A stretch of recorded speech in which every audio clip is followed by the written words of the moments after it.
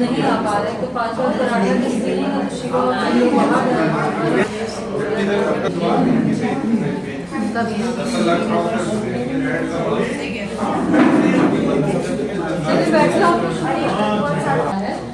और इस कार्यक्रम को शुरू करने के लिए, संचालन करने के लिए मैं अपनी जनवादी लेखक संघ की सचिव साथी शालिनी सिंह को बुलाऊंगी, जो स्वयं भी एक बहुत अच्छी कवियत्री हैं और जिनकी कविताएं आप सुनेंगे अभी काव्य पाठ के दौरान। स्वागत कीजिए शालिनी सिंह जी का।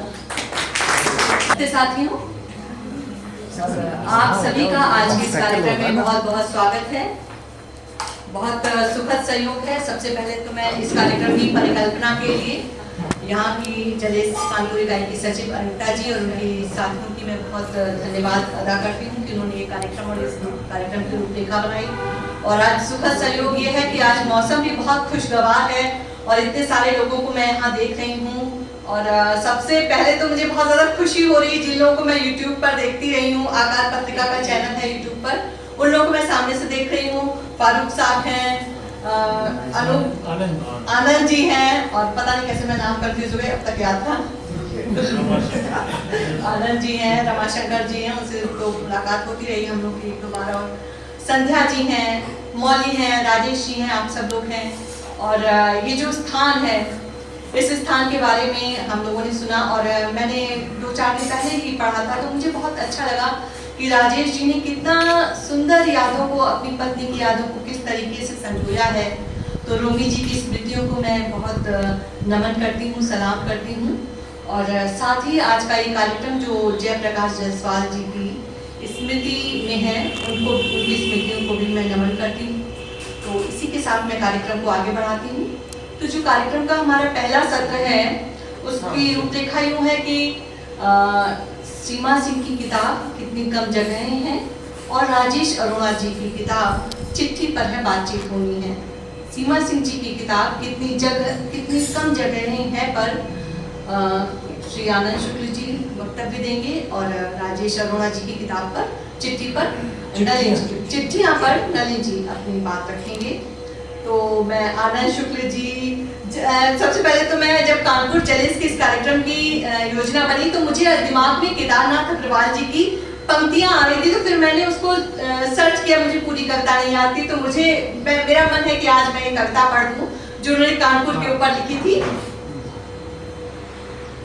चोटों पर चोटें जो घन की खाकर कभी नहीं तड़की हैं, उस हड्डी पर, उस पसली पर, श्रमजीवी की उस छाती पर, कानपुर का शहर सजीला, कई मील के लंबे चौड़े, मिलों कारखानों को घेरे, घंटा घंटे बसा हुआ है।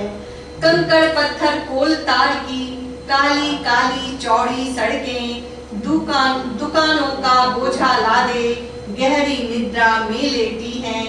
कई टनों के पर्वत जैसे सड़क कूदने वाले इंजन, मनोबोझ के टायर पहने टलने वाले लाखों मोटर, लोहे की पटरी की सड़कें, भारी भरकम रेलगाड़ियां, उस हड्डी पर, उस पसली पर चलने फिरने में तन्मय हैं। घाट धर्मशालाएं, अदालतें, विद्यालय वैश्यालय सारे, होटल दफ्तर बूचड़ खाने, मंदिर मस्जिद हाट सिनेमा, श्रमजीवी की उस हड्डी से टिके हुए हैं जिस हड्डी को सभ्य आदमी के समाज ने टेढ़ी करके मोड़ दिया है। कानपुर की सारी सत्ता श्रमजीवी की ही सत्ता है, कानपुर की सारी माया श्रमजीवी की ही माया है। तो इसी पंक्तियों के साथ कार्यक्रम को आगे बढ़ाते हैं। आनंद शुक्ल जी को मैं आकार पत्रिका के YouTube चैनल में देखती रही हूँ और आज YouTube चैनल में देखती रही और हमेशा उनको मैंने संचालन करते हुए पाया, और आज ऐसा सुखद अवसर है कि आज मैं संचालन करूँ और आज वो अपना वक्तव्य देंगे और मैं बहुत अभिभूत हूँ इस बात से। आज के वक्ताओं की जो एक खास बात है कि ये वक्ता संवेदनशीलता बचाते हुए इस देश के खरेपन को बचाने की कोशिश कर रहे हैं। उन लोगों में से हमारे समाज के आज के ये वक्ता भी हैं, प्रतिरोध की मुखर आवाज हैं, ऐसे लोग जो लेखन को सामाजिक जिम्मेदारी के रूप में स्वीकारते हैं। उनके लिए लेखन एक स्वतंत्र सुखाए का मामला नहीं, उससे बहुत ऊपर की चीज है। तो मैं अपने ऐसे वक्ता आनंद शुक्ल जी के बारे में क्या कहूँ, वो आप सब उनके बारे में जानते होंगे कि वो एक कानपुर के विद्यालय में शिक्षक हैं, पढ़ाते हैं और प्रगतिशील लेखन संघ से जुड़े हुए हैं। आपकी किताब गणेश शंकर विद्यार्थी जी पर काफी चर्चित हुई है। वैचारिक लेखन में आपका महत्वपूर्ण स्थान है। उनको बुलाने से पहले मैं दो पंक्तियां कहूंगी।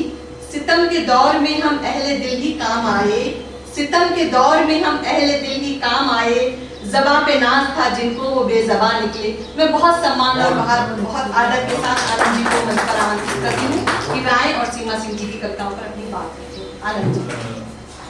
एक तरीके से कहा जाए जगाने वाली जगह है, बहुत क्रिएटिव, और रूमी जी का जो पूरा व्यक्तित्व है और उनकी जो पूरी पहचान है, हम लोग परिचित ही हैं उससे।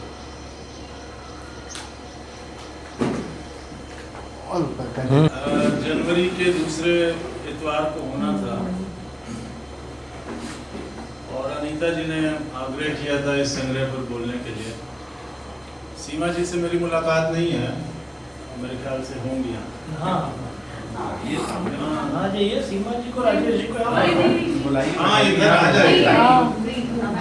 इधर से सामने से सुनने में नहीं करता है कि कार्यक्रम आगे बढ़ गया, पूरा संग्रह बढ़ गया।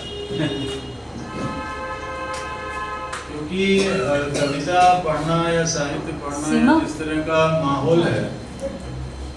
अमूमन हम लोग इस बात की चर्चा करते हैं कि कम पढ़ा जा रहा है, क्यों कम पढ़ा जा रहा है, इसके बहुत सारे कारण हैं। और जहाँ तक ज़्यादातर जो प्रकाशन की स्थिति है, आप सारे लोग यहाँ सब प्रबुद्ध लोग हैं, बैठे हैं, वाकिफ हैं कि ये 50-55 करोड़ की हिंदी भाषी क्षेत्र की आबादी में 1500 प्रतियां छपना, ये हमारे समय का या पहले का भी कहा जाए, हिंदी में बहुत पहले भी इतना नहीं मिलता था। लेकिन ये जो संस्कृत न पढ़ने की ये जो संकट है, ह्रास जो हुआ है, वो इधर के पिछले कुछ वर्षों में, जबकि हमारे पास संसाधन बढ़े हैं, सुविधाएं बढ़ी हैं, कितने सारे मीडिया प्लेटफॉर्म्स बढ़े हैं, कविता कितनी जगहों से हम तक पहुंच रही है।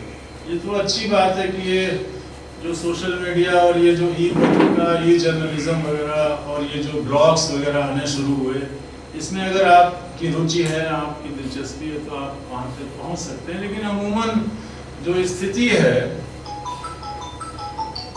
बहुत चिंताजनक है।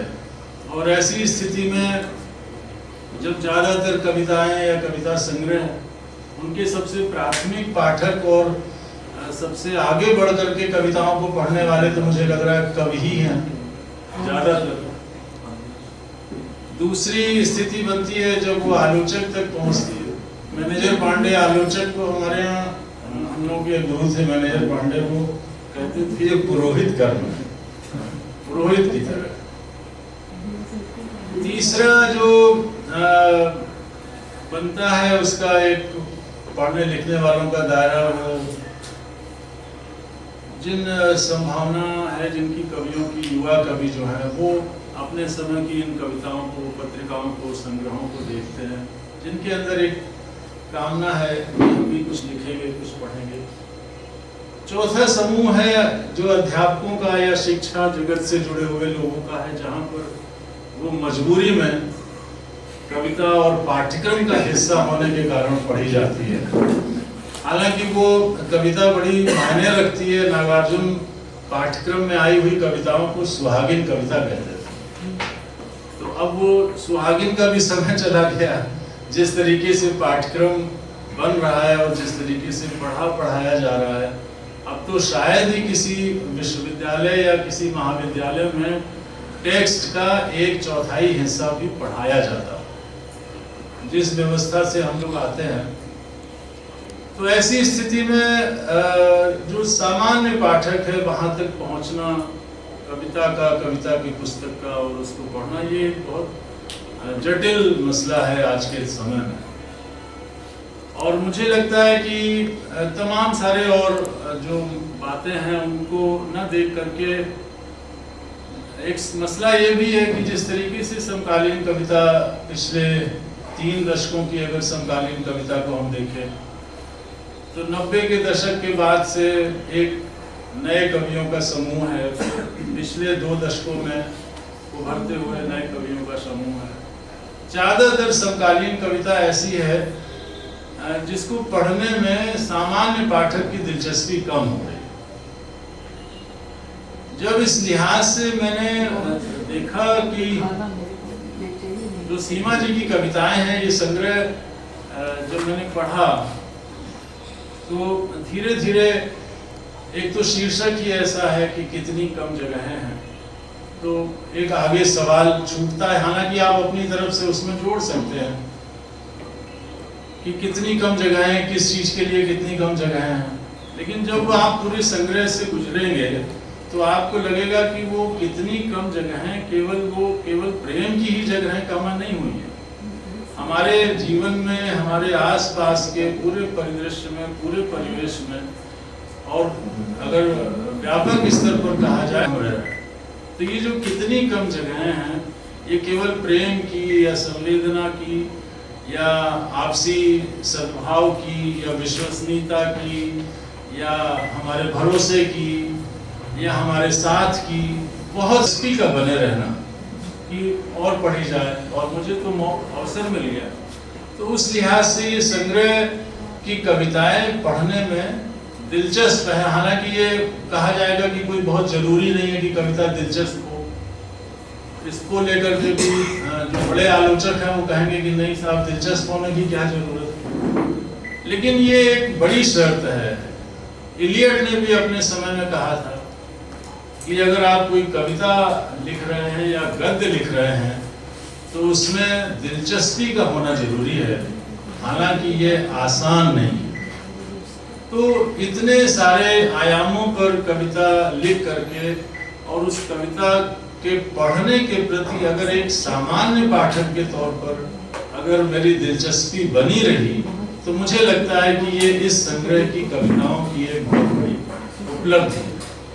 दिलचस्पी होना उसके लोकप्रिय या मनोरंजन या पॉपुलर होने के उस अर्थ में नहीं है, क्योंकि फिर जब दिलचस्पी अब उसका मसला आएगा तो लोग फिर दूसरी तरह का जो पॉपुलर लिटरेचर है उससे जोड़ने लग जाएंगे कि ऐसा अगर रचनाकार के अनुभव के माध्यम से आता है, उसकी अपने आसपास की जो समाज है, जो उसका अपना समय है, उसकी समझ के आधार पर अगर विकसित होता है, और सबसे बड़ी चीज है कि उसमें मनुष्यता के प्रति अगर कोई सरोकार है या उससे कोई जुड़ाव की बात है, तो विचार अगर इस स्तर पर कविता में घटित होता है तो उसको पढ़े जाने की दिलचस्पी बनी रहती है। सीमा सिंह जी की कविताओं को पढ़ते समय पहला जो मेरे मन में ये ख्याल आया कि इसमें निश्चित तौर पर कुछ ऐसा है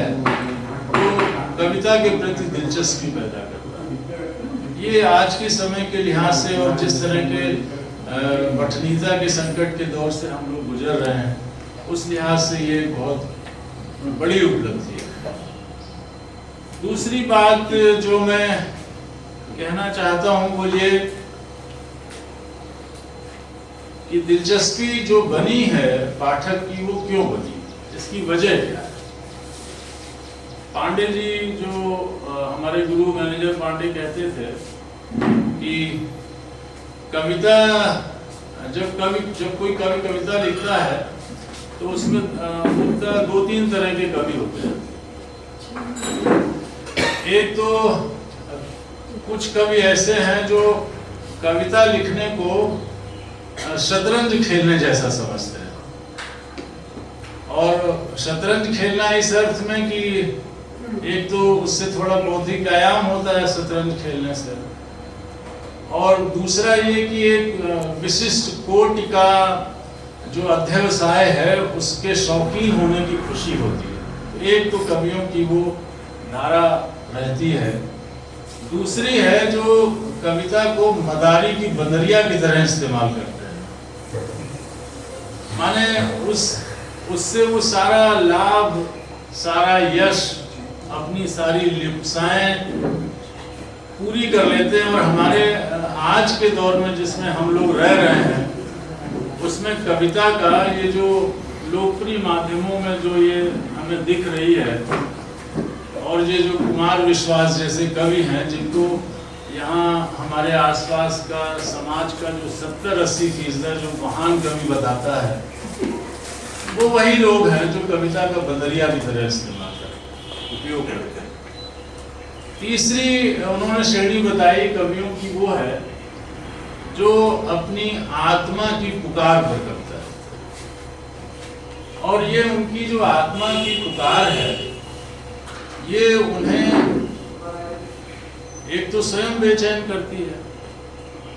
आप पुराने समय से ले लीजिए, कबीर को जब हम पढ़ते हैं तो कबीर ने तो लिखा है ना कि सुखिया सब संसार है, दुखिया दास कबीर। क्यों दुखी है कबीर, क्यों परेशान?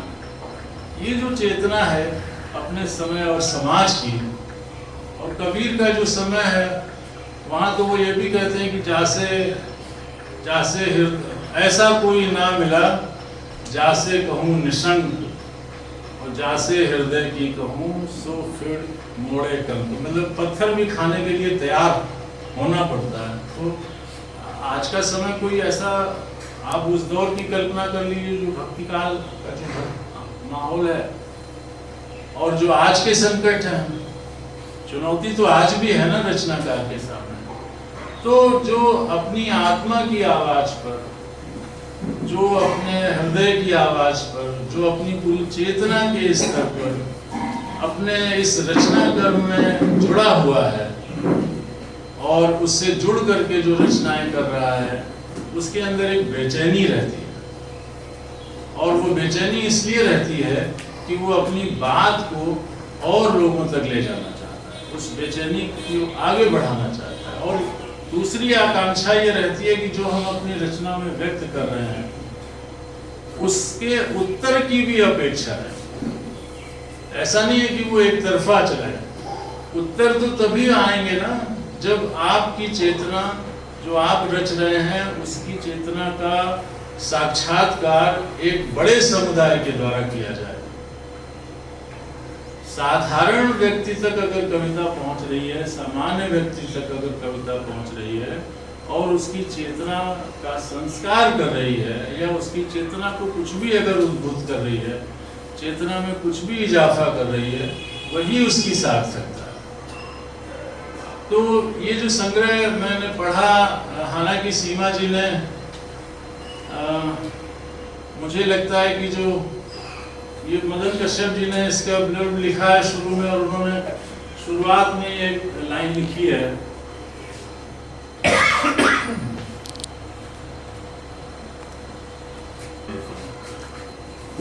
हम लोग अभी तक उसी ढर्रे पर ही चल रहे हैं। सीमा जी ने अच्छा किया कि उसके 4 हिस्से कर दिए संग्रह। एक उसका जो पहला हिस्सा है वो स्त्री जीवन से संबंधित है, स्त्री की आकांक्षाओं से, स्त्री का जो शोषण का लंबा इतिहास है उससे संबंधित है, स्त्री के संघर्ष हैं, उसमें स्त्री के जो संघर्ष, उदासी के साथ साथ उसके एक कविता है उसमें जो घंटा घर है लखनऊ पर, जिसमें जब शाहीन बाग के समय एक बड़ा आंदोलन CAA और NRC का हुआ था, तो आप सबने पढ़ा होगा, अखबारों में तो उतना नहीं आया, सोशल मीडिया में आया था कि घंटा घर में बहुत बड़ा जमावड़ा मुस्लिम महिलाओं का हुआ था। उस पर सीमा जी की कविता है, और बहुत शानदार कविता है वो घंटा घर, जिसमें वो मजाज को भी याद करती हैं कि वो जो हमारा आंचल है उसको परचम बना लेना। तो ये जो पूरी एक परंपरा है। अब ये जो वाक्य है कि हिंदी की स्त्री कविता, तो मुझे लगता है कि ये जो पूरी संग्रह है इसको पढ़ते हुए केवल इसी एक दायरे में उसे बांध देना कि सीमा जी स्त्री लेखन से जुड़ी हैं, स्त्री कविता लिखती हैं, उनकी कविताओं का केवल एक स्वर स्त्री का, ये मुझे बहुत मतलब सीमित कर देना। अगर कोई एक समर्थ रचनाकार है, इसीलिए इस संग्रह के 4 खंड हैं। एक संग्रह का पूरा पहला हिस्सा है वो स्त्री जीवन और उसके संघर्ष से जुड़ी हुई कविताएं हैं। दूसरा जो उसका हिस्सा है वो प्रेम और उससे जुड़े हुए जो बहुत सारे मूल्य हैं या जो भाव हैं उससे जुड़ी हुई सारी कविताएं हैं, प्रेम से जुड़ी हुई। तीसरा जो उसका खंड है वो मुझे लगता है कि जो कविता के विषय हमेशा से रहे हैं, कुछ शाश्वत किस्म के विषय कविता में होते हैं। रचनाकारों के मन में रहता है कि कुछ कविताएं तो बहुत दूर तक चली जाए। अगर हम आज अपने समय और समाज से जुड़ करके लिख रहे हैं तो वो उन शाश्वत विषयों पर जिस तरीके से कविता लिखी जाती है, जिनमें जीवन के बहुत सारे आयाम हैं, दर्शन की बहुत सारी अनुभूतियां हैं, तीसरा खंड उससे जुड़ा हुआ है। और चौथा खंड संग्रह का जो है वो सीधे सीधे जो आज का हमारा समय है, जो आज की हमारी राजनीति है, जो आज के हमारे सरोकार हैं, जो रचनाकार के सरोकार हैं। और रचनाकार अपने समय और समाज से जिस तरीके से जूझ रहा है, तो इस दौर में अपनी रचनाशीलता को उस तरीके से बचाए रखना और उन सरोकारों को अपने पाठकों तक संप्रेषित कर ले जाना, ये एक बहुत बड़ा मूल्य है कविता का आज के संदर्भ में। तो मुझे लगता है कि ये जो शुरुआती वाक्य जिसकी मैं अभी उल्लेख कर रहा था, वो पूरे संग्रह को केवल स्त्री कविता के एक आयाम के तौर पर बांध देना उचित नहीं है। आप उन्हें कवि मानिए ना, जरूरी थोड़ो है कि अगर स्त्री है तो उसकी कविता में केवल स्त्री कविता और उसी के प्रारूप के तहत आप उसका मूल्यांकन करेंगे। सीमा सिंह जी का ये जो संग्रह है वो एक मुकम्मल कवि का संग्रह है। उसको किसी एक खांचे में बांध देना या किसी एक दायरे में मुझे उचित नहीं लगता है उस तरीके से। तीसरा जो एक पक्ष जिसकी बात मैं रखना चाहता हूँ, टाइम तो नहीं हो रहा, नहीं, वो है हम आज जिस दौर में रहें, जो आज का हमारा समय है, जिसमें रचना बहुत कठिन काम हो गया है, बहुत चुनौती है रचने की।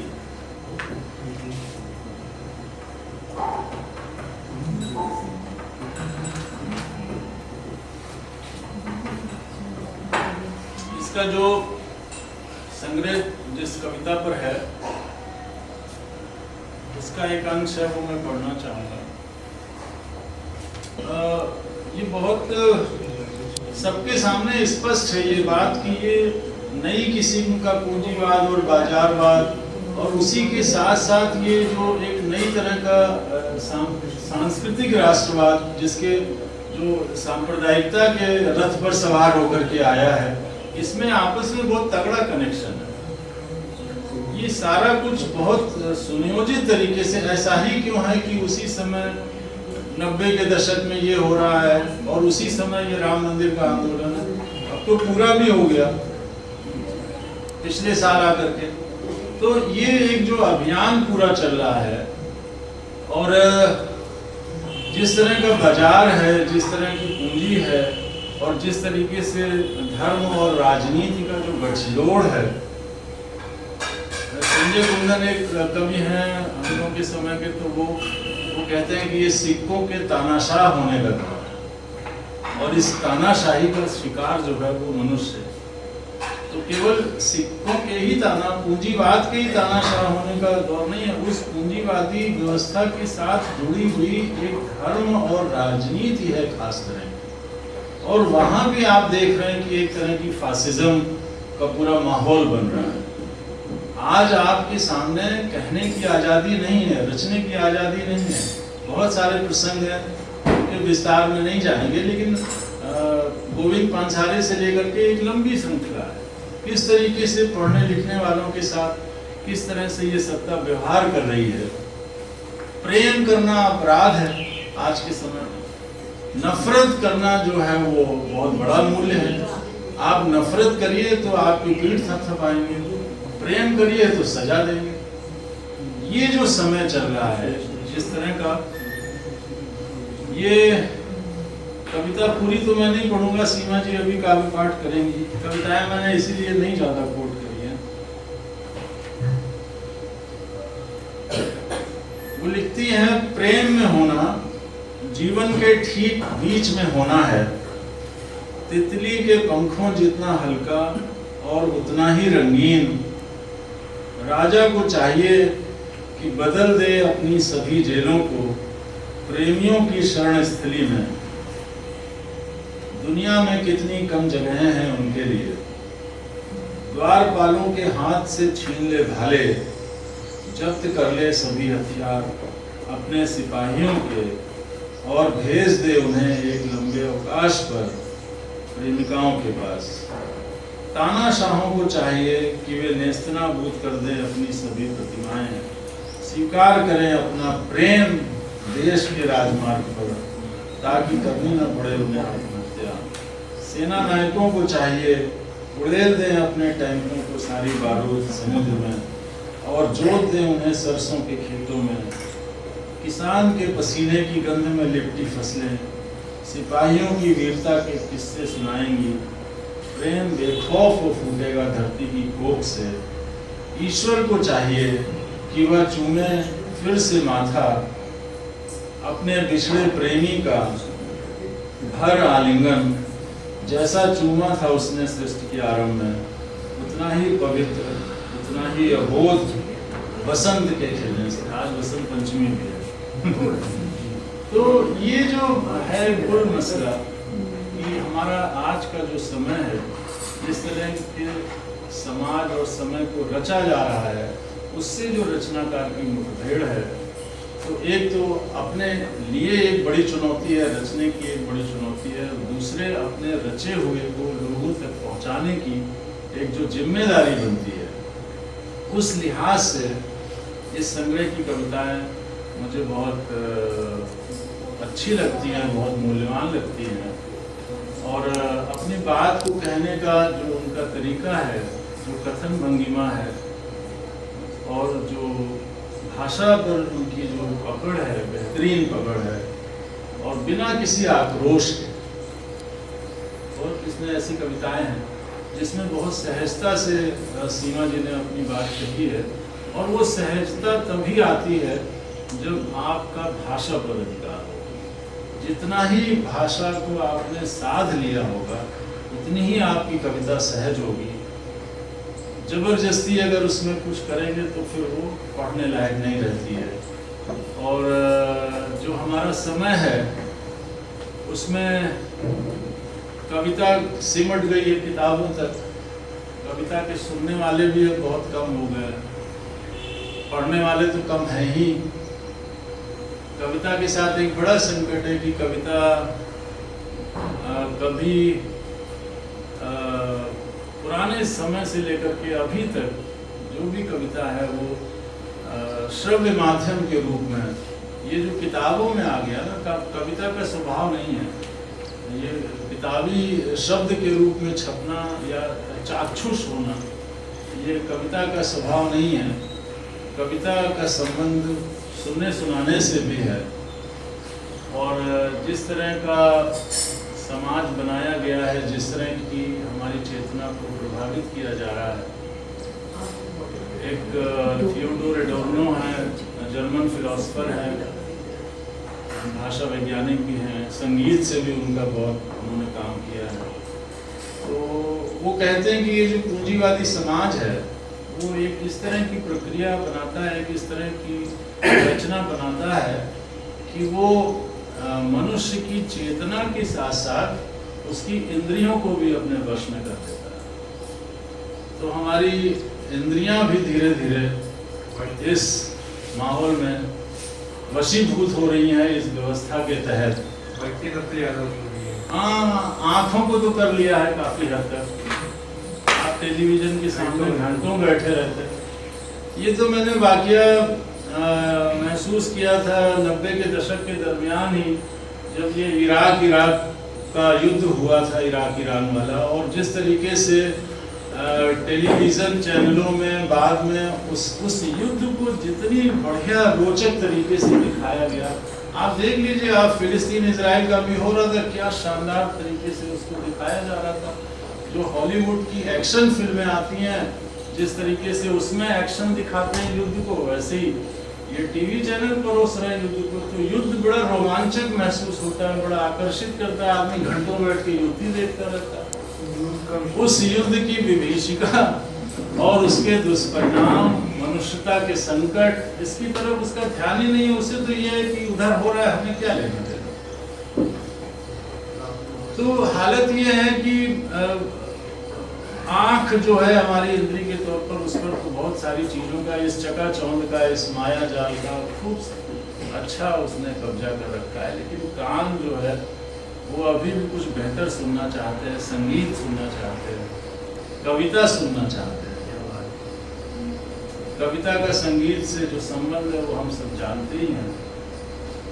सुनी गई कविता का भी है, और मुझे तो लगता है कि जो कविता कागज पे लिखी जाती है उसका भी जो विन्यास है, उस कविता की जो शब्द योजना रचनाकार बनाता है, जिस तरीके से वो कविता आती है, उस तौर पर भी आप उसमें एक संगीत महसूस कर सकते हैं। तो ये उसकी बहुत बड़ी शक्ति है। तो इस तरह की भाषा का रचाव सीमा सिंह जी की भाषा की विशेषता है। तो मैं तो आप सबसे अपेक्षा करूंगा कि इस संग्रह को पढ़ा जाए और इसके माध्यम से बहुत सारी बातें कहने की जो कोशिश की गई है उनको जाना समझा जाए। और आज के इस समय से जो हमारा साक्षात्कार है, जो हमारी मुठभेड़ है, उस मुठभेड़ में कैसे हम एक बेहतर पढ़े लिखे समाज के तौर पर उसमें अपनी सक्रिय भागीदारी निभा सकते हैं, कैसे सक्रिय भूमिका निभा सकते हैं, उसके लिए तैयार हुआ जाए। तो जब ये अल्पसंख्यकों का लेकर के मामला चला कि साहब ये जो सरकार है, ये जो सत्ता है वो हिंदू मुसलमान कर रही है, तो हम लोगों ने शुरू से इस बात को कहा कि ये केवल हिंदू मुसलमान नहीं कर रही है, ये हर जगह अल्पसंख्यक बनाम बहुसंख्यक कर रही है। जहाँ कहीं उसको लोग इकट्ठे नजर आएंगे, जिस भी मुहाने पर उसे लगेगा कि ये लोग मिल करके हमारा विरोध करेंगे, वहाँ वो विभाजन कर देगी। ये काम पिछले 20-30 वर्षों की राजनीति ने बहुत कारीगरी के साथ किया है। आप हर जगह अल्पसंख्यक हो, ऐसा नहीं है कि केवल धर्म के आधार पर। अगर आप पढ़ लिख गए और किसी ऐसे समाज में आपने कोई बात कह दी तो सब डंडा लेके दौड़ पड़ेंगे आपके ऊपर। तो पढ़ा लिखा होना भी अल्पसंख्यक होना, कवि, रचनाकार, साहित्यकार, कथाकार होना तो बहुत ही खतरनाक है। तो ये जो दौर है जिसमें सब कुछ को एक जैसा बना देने की चाहत है, यही काम ग्लोबलाइजेशन भी करता है, वो सबको एक जैसा बना देना चाहता है। यही काम आपका सांस्कृतिक राष्ट्रवाद, यही काम आपका हिंदू राष्ट्रवाद भी कर रहा है। यही काम अभी कुंभ के मेले में भी हो रहा है कि साहब 40 करोड़ लोग आएंगे, बस सब 40 करोड़ एक ही हो जाएंगे। मतलब वो देश है उनके लिए, और उसके बाहर आप नफरत फैलाते हैं। तो ये बहुत डेलिबरेटली रमाशंकर जी तो बहुत साक्षी रहे हैं इस तरह की घटनाओं के। इलाहाबाद के पूरे प्रशासन ने और उत्तर प्रदेश की पूरी सरकार ने ये भरपूर कोशिश करी कि एक भी मुस्लिम उस मेला क्षेत्र के आसपास कहीं नजर ना आ जाए। और स्थिति ये है कि आज हजारों हिंदू शरणार्थी के तौर पर मुस्लिम मस्जिदों, मदरसों में और उनके घरों में शरण लिए हुए। तो आप इस हिंदुस्तान को कैसे बदलते हैं? ये जो संकट है, ये जो संघर्ष है, ये जो लड़ाई है, इस तरह की रचनाएं हमें बहुत मदद करती है, बहुत साथ देती है हमारा, हमें एक तरीके से शक्ति प्रदान करती है। इसलिए इसका स्वागत किया जाना